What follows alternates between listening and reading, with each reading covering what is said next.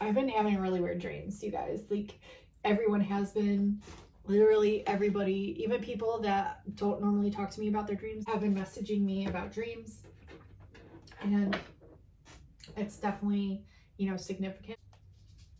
We're going to talk about the dreams here in this section. I'll timestamp these sections as well. So it's really interesting because I wrote down the date. I don't have it right now, but my husband had a dream about choking on like water, like choking on something.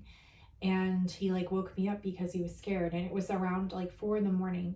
And then like we were just kind of like laying there trying to fall back asleep, and we both looked up at the ceiling at the same time. We have one of those alarm clocks that shines onto the ceiling, and it said 4:20, which is our daughter's birthday. So we're like, oh, that's weird. And then he falls back asleep. He wakes up again and he says, don't see the bird, or something about the bird. Don't something about the bird. And I'm like, what? Because of what I had just been channeling that day, having to do with the birds and the sirens and everything else. And then he says, don't drink it. And I said, don't drink what? He said, the bird dog. And I'm like, what's that? He's like, the bird dog whiskey. The bird dog whiskey. And I'm like, what is bird dog whiskey? Like, I had no idea what he was talking about. He was like talking to sleep. So I'm like, that's weird, because that same day I had watched a video, again, pertaining to the sirens. And there's like a part of a movie clip where they sing to like the men who come across them, and they pour like whiskey in their mouths and they sing them like a lullaby to try to get them to fall asleep. Your mama's gone away and your daddy's gonna stay. Nobody but the baby. You know other love. Go to sleep, you little. Go to sleep, you little baby. So they could like take them with them back into the ocean or wherever. But it's a very sailory thing that my friend, because I told my friend Janet the next day, she's like, whiskey is a very sailory thing. And I'm like, I know. There was so much coinciding with the dreams, and it was just very interesting. That same day, I had seen the whiskey clip. I had seen the stuff about the bobbird and the sirens that I was researching, and he was dreaming about choking on water, which I was researching sirens, and they like pull the sailors down, and even if they can't breathe. Sometimes they let them breathe, sometimes they don't. So really weird, right? Like the same day that dream comes through, and he's like talking out loud to me, and like it was definitely messages. So I wanted to talk about that. It's very interesting, and it coincides with Lyra that I found out too. So we'll get into that in a minute. I also had dreams. I'm trying to remember them all now. I probably should have written them down, but I do remember having a dream and waking up the next day knowing these names. And it was Apollonia and Adonis. Apollonia and Adonis. And I had no idea who the F these people were. So I'm Googling it, and I wrote it in my notes so I could Google later on in the day so I wouldn't forget. And I look up Apollonia, and here it's this woman, according to mythology, that's very, very beautiful. And Zeus finds her very attractive, but more than her attractiveness, he finds attractive is her cooking. She makes such amazing food. And so his wife Hera is used to Zeus taking all kinds of maidens back to Olympus, which was their like palace up in the clouds, basically, of the gods. It was the reiteration from Spirit the Train going. And so he takes her on one condition. He makes her wear a black mask to hide her beauty from Hera, so Hera wouldn't be too jealous of him bringing her back to their palace. So he brings her, and the way he brings her is he tells her that her cooking is so superb that it's equivalent to that of the gods, and that she felt the same way and felt that she should be, able to be within the house of the gods, the temple of the gods, because her cooking she's worked at so much so, and it's delicious. So he takes her up there, and he's like, we'll have a competition with the woman that normally feeds us, and I forget her name, I'll enter it here, and she feeds us ambrosia and nectar, which keep the gods alive. So I thought that was interesting, ambrosia and nectar. It's like a huge thing because I've been getting messages also about milk and honey, which we'll get into later. The nectar message has been coming up for years, by the way. And we all know about the Philosopher's Stone because I've talked about it many, many times here on my channel. So ambrosia and nectar to keep them alive. And he's like, we're gonna have a cooking cook-off with you, Apollonia, and the woman that normally gives us ambrosia and nectar. So he brings her up there. Hera's not freaking happy. She's like, Zeus, why are you bringing another girl to our crib? You know, like, what are you doing? And he's like, no, you don't understand. Like, this woman, she's really good at cooking. And we're going to have a cook-off and I'm going to prove it to you. She's like, oh, great. Okay. So they put her in the kitchen and she's like about to make some food, and she's looking in the cabinets. There's no food available, and she wants to prove herself, right? She wants to show that she's good enough to live with the gods. I mean, come on. The place is a freaking beautiful palace. Of course she wants to live there, and she's very good at what she does. So with there being no food in the cupboards, she goes in the backyard and she's looking around and she sees a flash of red, and then it disappears from her sight. And she looks closer, and underneath a green leaf, she sees a red tomato. And she looks around. She knows that this is Hera's garden. She doesn't want to get caught. Well, she looks around. There's nowhere to be found. She plucks the tomato, very scared, like fearfully. And she goes back into the kitchen and she proceeds to make a pasta sauce with this tomato that everyone loved. Everyone loved. Even Hera herself couldn't deny that her cooking is so good. And then the goddesses, all the goddesses, start getting worried a little bit, and especially Hera. I think she kind of like instigated this, but she's like, well, you know, like if they love her cooking so much, they're not going to start eating the ambrosia and the nectar anymore. And we need that to stay alive, to be here. So we have to get rid of this girl. So the next task is to make a dessert.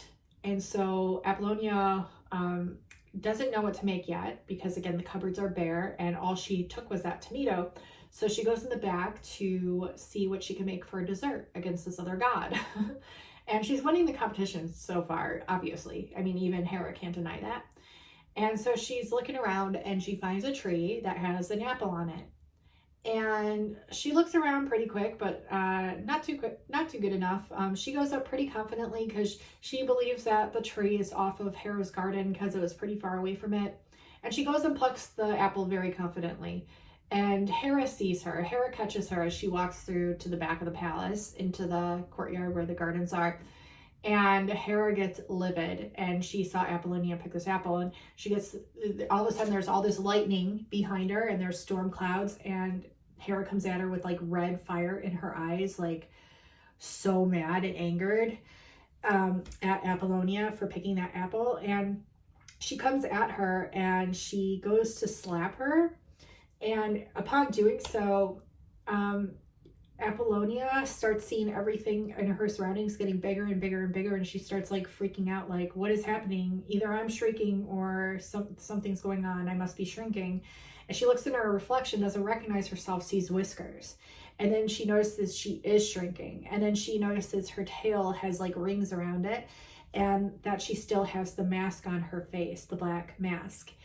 So Hera, cursed her for thinking that she could have spited the gods by picking a tomato from their own garden, right? From the goddess's garden, and shrinks her into a raccoon. And then from there on, she has to be a raccoon, and all her offspring also has to wear that black mask.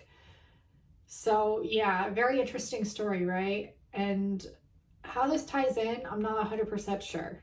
But ever since then, I've been seeing raccoons. So it's interesting. Also, she was cursed to like wash her food for the rest of her life.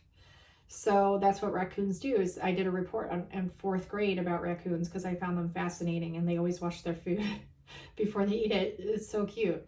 But it's interesting, right?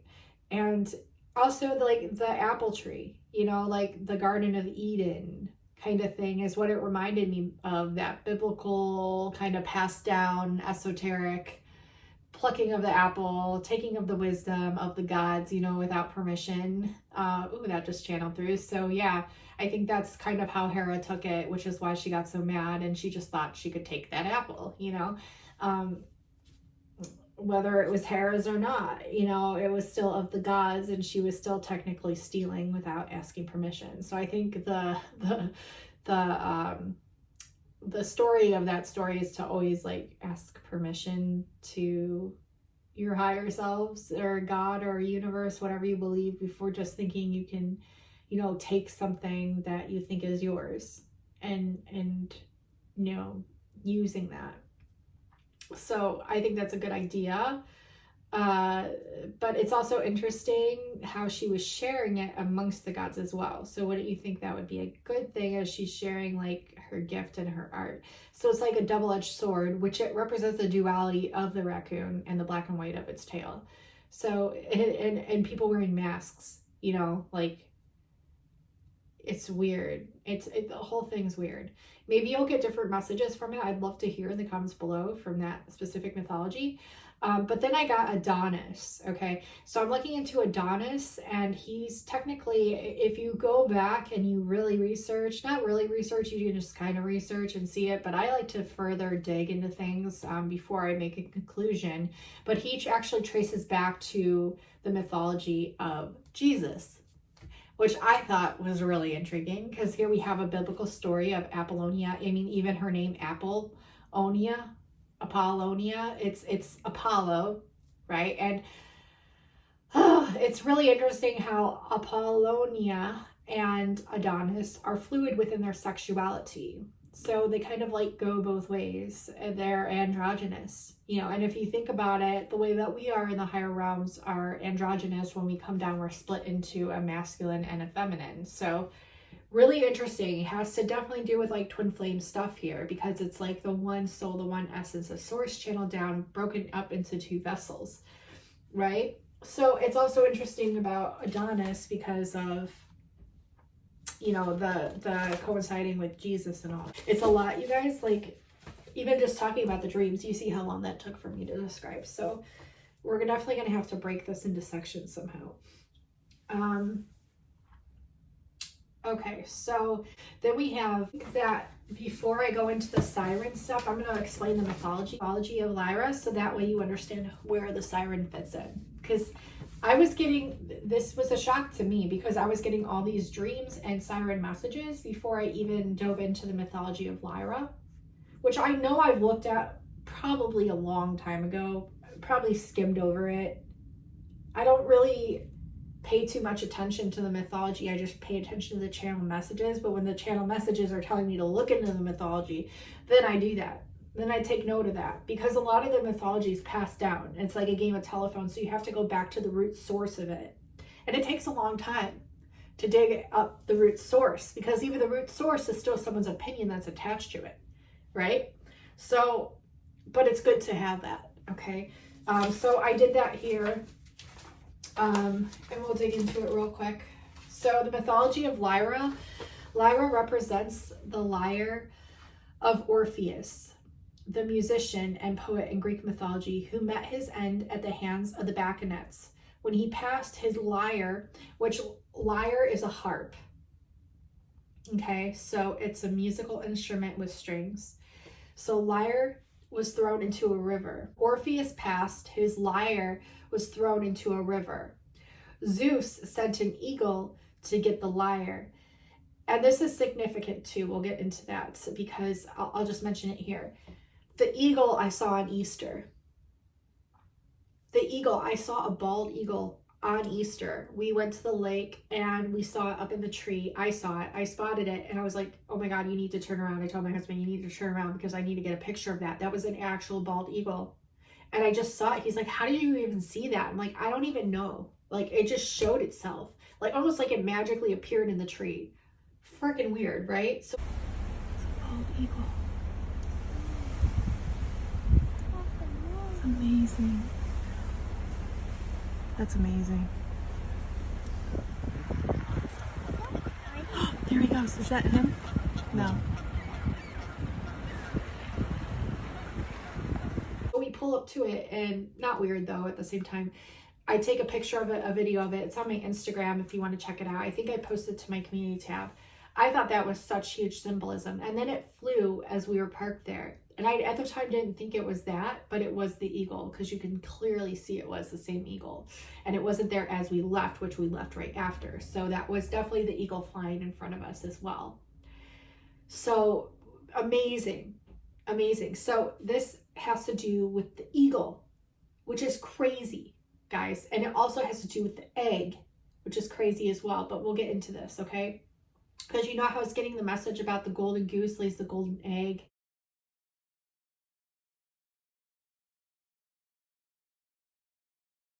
I'm a golden goose laying golden eggs. Yeah, well...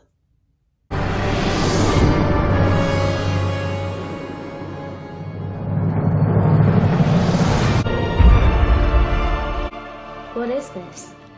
It's an alethiometer. It tells the truth. You are meant to have it. You keep the alethiometer to yourself. It's of the utmost importance to yourself, to all of us, and perhaps to all creation.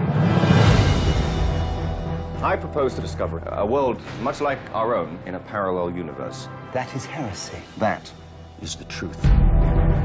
Are you familiar with the prophecies of the witches? You think she is that child? She must be found. War is coming, Lyra. Her loyalty will be put to a proper test.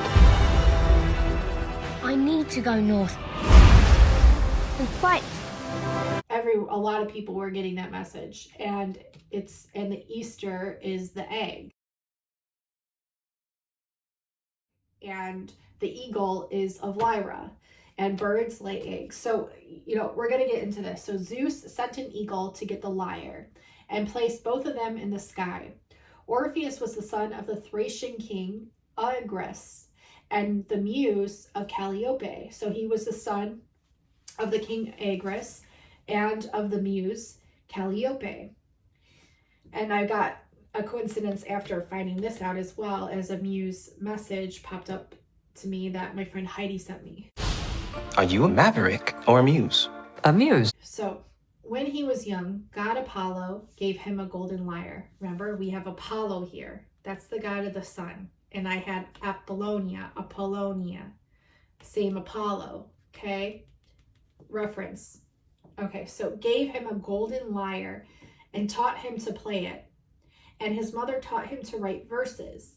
And Orpheus was known for his ability to charm even stones with his music. Oh, shit. I'm piecing even more together. Okay, we'll get into it in a minute, later on. Stones with his music. For his attempts to save his wife Eurydice from the underworld. And for being the harpist and companion of Jason and the Argonauts. Without Orpheus and his music, the Argonauts would not have been able to make it past the Sirens. Did you hear that? Without Orpheus and his music, the Argonauts would not have been able to make it past the Sirens.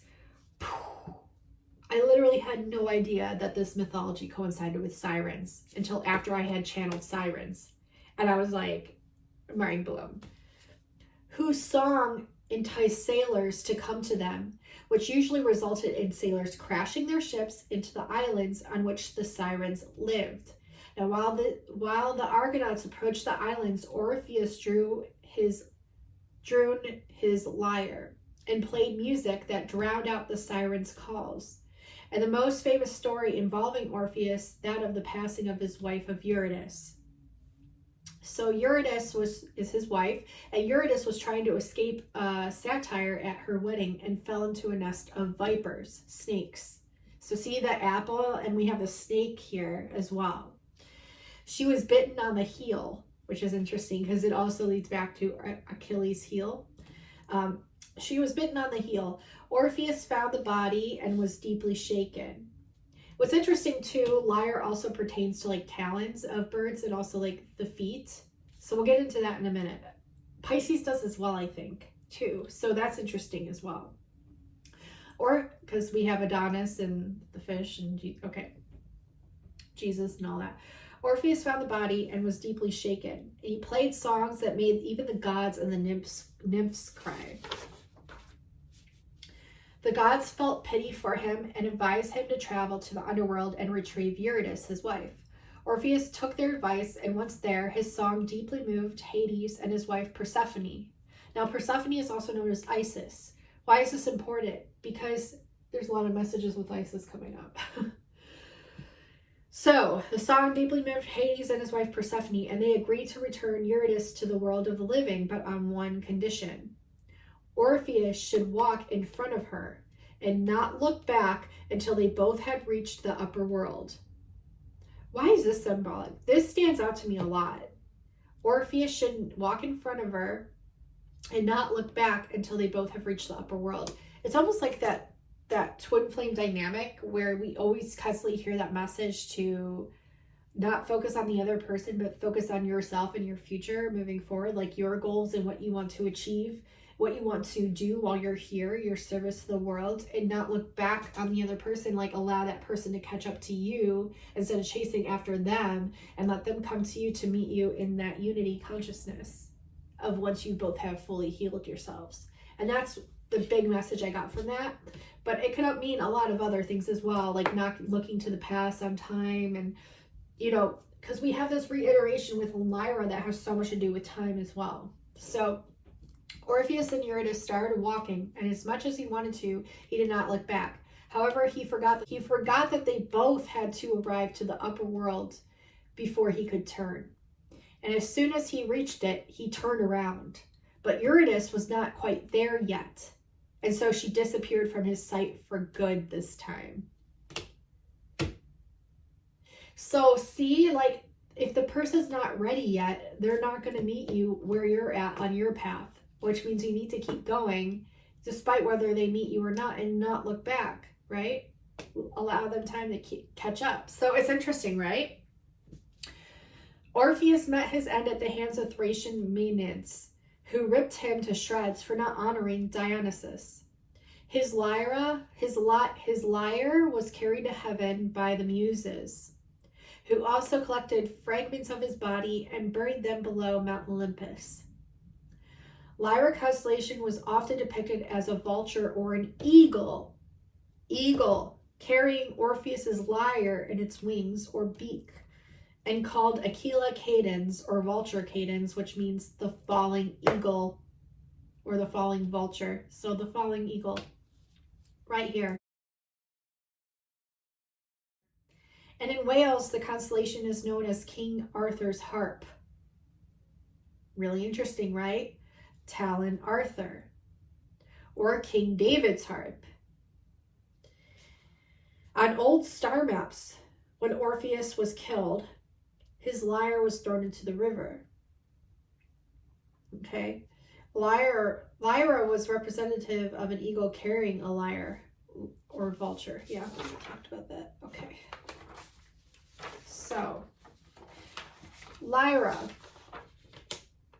So now that we have that, we're going to get into an older mythology that I found, which is even more intriguing, and the etymology of Lyre itself and Lyra itself.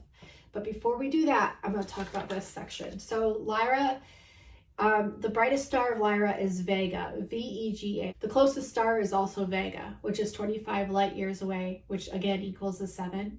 And the interesting objects in Lyra are the Ring Nebula, which are M57, and Lyrae, which they call the double-double.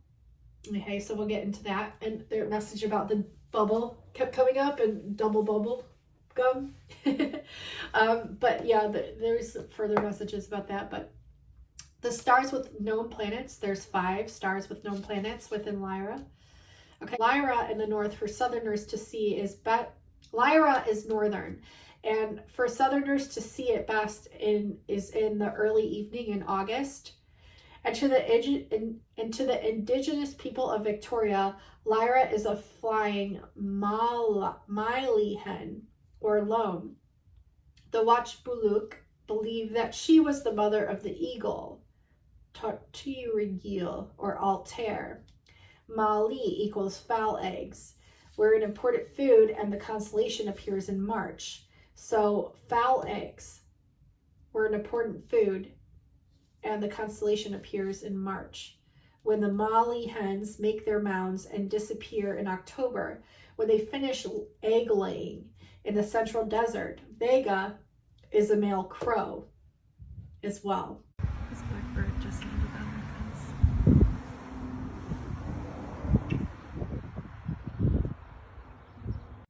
Whose wife is the constellation Delphinus, and their young son is Altair. So a lot within that, right? So it has to do with like birds and eggs and crows and dolphins, because Delphinus there is also like, I always feel like Delphinus is a representation to the Oracle of Delphi, because if you know about the Oracle of Delphi, there is a dolphin that coincides with that as well, with the stories. It's a huge story, and I'll bring that into this as well. We're gonna finish what I wrote down now. I'm gonna put a star by this so I don't forget it. Right, Delphi story. Okay, I think I've talked about it once before, but it's significant because I was one of the oracles of Delphi, so like I know all about it. So binary stars. Did you know growing up on Earth you'd be forgiven for thinking single star with planets orbiting is normal? But although most of the stars we see look like individual points of light, more than half of them are actually made up of 2 or more stars. Crazy, right? There's that 2 again, twin flame. Binary systems have 2 stars orbiting around one another, around their common center of mass. Common center, common soul. While multiple systems have more than 2 stars in very complex orbits. Sometimes 2 star and complex orbits, like that's like the complexity of the twin flame journey and path, you know? So I'm like symbolically piecing it together, right? Sometimes 2 stars can look like a binary system for Earth, but in reality, they're light years apart, and they're called double doubles. So that's interesting, right? So sometimes 2 stars can look like a binary system from Earth, but in reality, they're light years apart, and they're called double doubles. It's lucky there are some binary stars because they're the only stars whose masses we can measure by studying the effect of each star on the orbit of the other. So it's like by studying the duality of them, they learn so much more about them. Isn't that interesting? Studying the polar opposite differences in order to learn more about them. There's so much more that I'm going to get into. I feel like I have to close this part out, and I'm going to pull some cards. The real good stuff is coming up, like the juicy stuff is coming up. But I had to go over this stuff before I forgot about it. And I wish I could go into more right now, but it's gonna be too long. It's gonna be too long. And I'll go into more here soon. But I really want to pull some cards for you guys and gals to see what we're getting. And I'll pull a few oracles as well. So we have 11. We have Stranger Things. We have time travel. We have twin flames. We have biblical references, right? We have sirens. We have birds. We have creation. We have endings and beginnings. Eggs.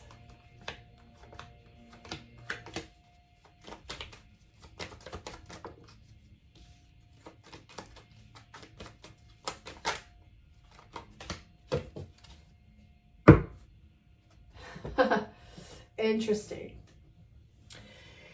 So I think Lyra's Lyrans right now are receiving a lot of downloads, and they're receiving a lot of opposition in the mind because of what is actually real and what they've believed and been brought up to be real. It's a lot of deprogramming right now. A lot. Like reality is literally being shattered on the daily. This is what happened to me recently. And so with this comes a kind of like a weird feeling, because it's like, okay, what is reality? And you'll see here as I move on further through the mythologies and through the stories, which are way more interesting, I feel, than even the numerology, which I get really excited about. But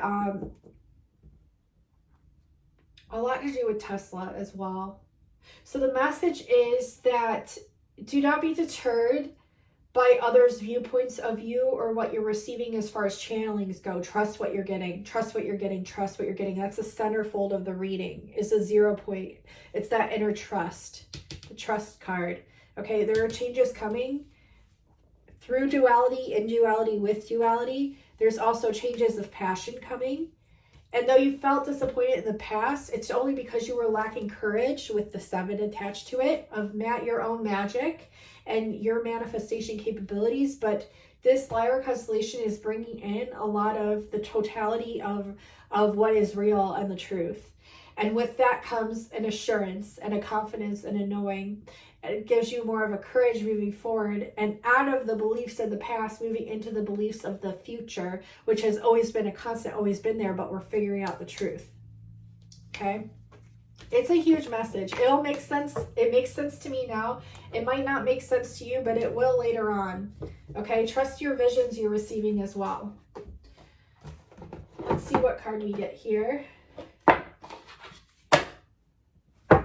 Yeah. Keep the vigil. Justice will triumph. Like we have the chalice at the forefront. So keep the vigil. Justice will triumph. But we're going to pull a card and see what card comes out. Look through the mist, find the mystery. Look through the mist, find the mystery. Iru's eyes. Okay, so notice how we have like the birds here and the dolphin. And then we have the mountain. I've been getting lots of messages about the megalithic structures. Oh my gosh, we have bring peace to troubled waters. So within like discovering the truth and you holding this truth within you that you've always known, but now you're seeing it for yourself and you're bringing it to light and you're putting it out into the world, a lot of people will be offended just by the frequency of you carrying this knowledge that you're retrieving now. Okay, this is the emergence of Celtic white Tara. Oh, yeah, because I've been digging into a lot of things, and this coincides with Tartaria as well. So, yeah, you're bringing peace to a lot of troubled waters. You're seeing things for what they are, and the master in Tibet, look, and he's wearing a green robe and the hair, and I remember James Noble, how I went back to like my past life regression. It was in Tibet in the mountains that are depicted in here as well, and the man looked just like this, and he was wearing a green robe just like this. And I think it had to do something with St. John as well. But this is literally like the Jesus card. Become the master you seek. James Noble is Jesus. James Noble is the noble man. He is the one who is wise beyond his years. Okay, so become the master that you seek. It's really interesting. Really interesting how that card came out. Is there any other cards that want to come out?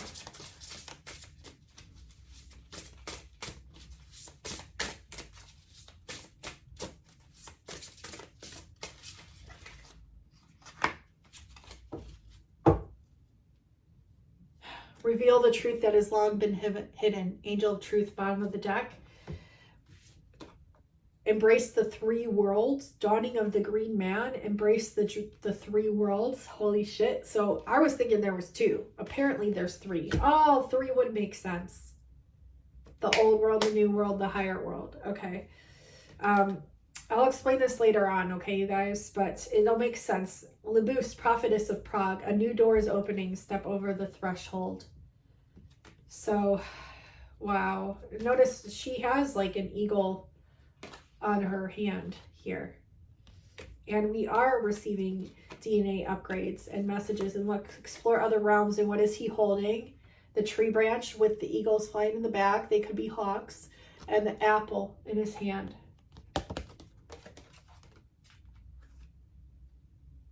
Yes. So also a message about lift the curse, forgiving. And look, retrieving messages from the earth with doing that. Ground and protect the sacred waters of life. And then there was one about weaving your own destiny and breaking free and flying, just like the eagle. So those are important messages. We're gonna, I'm gonna keep those bottom of the deck, star and number what we pulled.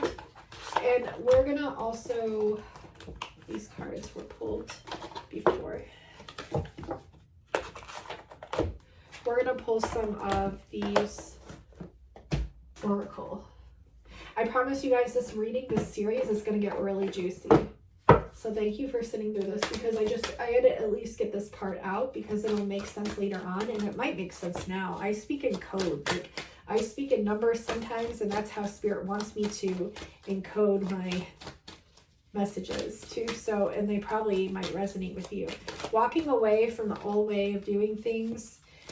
Your solar plexus is coming online, like so much so with the plasma outburst from the sun that, like I said, we just had that solar flash, and you're becoming masters. Yeah, becoming masters of your art. Allow Spirit to come through more and more. Like, allow yourself to access things that are of higher consciousness, and allow Spirit to come through. That's what I heard. Yeah, abundance is coming, caring connections are coming, and man holding a coin. So yeah, definitely we have the woman and man, and in between we have caring connections in the reverse. You have to get yourself in order and your manifestations in order. You have to trust Spirit in order for your twin flames to merge in. And I feel like you're starting to receive messages about the twin flames as well. And indecision with this is because you're not fully, it's not that you're not fully aligned to your path and your destiny, it's because you're not taking enough time to go within. So Angel of Balance is coming to bring balance to this, so that way the twin flames can be balanced and merge, is what I'm hearing. Wow, really cool messages. I'm gonna end it here. We're like really far in, and I have to edit this. Hopefully it uploads. Hopefully it lets me upload this, because I have so much saved on my phone from doing research that I don't even know if I'm able to get this up in time. So hopefully I can. And I want to film like part 2 so bad already. So stay tuned. It's going to be so good, you guys. Like what we're digging into and the synchronicities. And oh my God, you're going to like, you guys are going to freak out. You're going to freak out like me. All right. I love you. I'll see you in the next one. Bye, guys.